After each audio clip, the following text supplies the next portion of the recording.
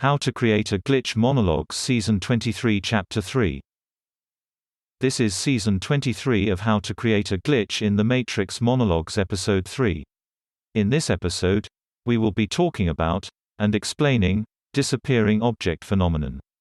In recent episodes, we talked about the retrocausal thought chain, the internal embodiment of a retrocausal event, the result of a fold in time. We also explained the process of restructuring, which involves techniques designed to increase the multiplicity of your consensuality.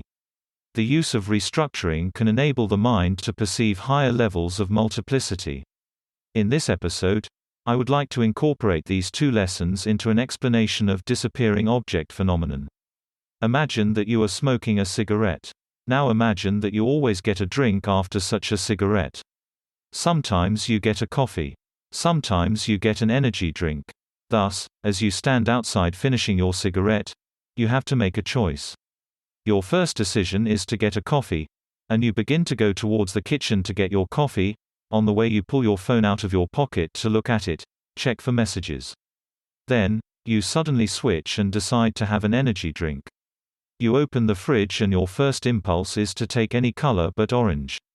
You then take orange, reminding yourself that you actually do like orange. You pull out the energy drink and as you walk away you check your phone, but it's gone. It's not in your pocket. You go back to your jacket which you left by the door and it's in the jacket pocket. How is this possible? Well, first of all, there are two linear sequences here. In the one, you decide to have a coffee and you look at your phone on the way to getting it. You then make a coffee. In the other, you decided to get an energy drink and left your phone in your jacket. What is happening here is that you are jumping from one timeline to another, only, there is a brief period where you exist in both timelines, namely the moment between putting your jacket down and deciding to have an energy drink.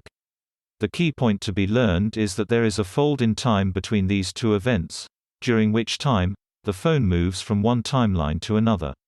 Now, how did you perceive this? When ordinarily, you don't. The answer is, outside while smoking a cigarette, you had thoughts which increased the multiplicity in your consensuality. Namely, you restructured. Now, it is also important to note that the initial thought, which attained expression when you looked at your phone, was suppressed into your shadow self. The second thought to have a non-orange energy drink was suppressed as well.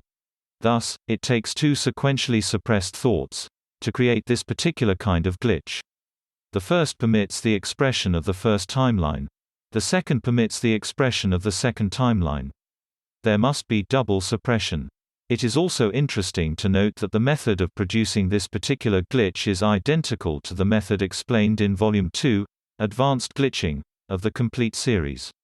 Thus, you make a plan, you wait until the last second, and you do something different. It also reveals something about our relationship to objects in general.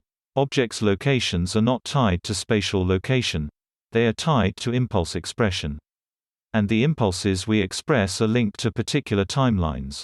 Our ability to perceive this as the truth depends upon the multiplicity within our consensuality, which can be manipulated by restructuring. That's the end of the podcast for today. If you enjoyed it, please like, comment and subscribe.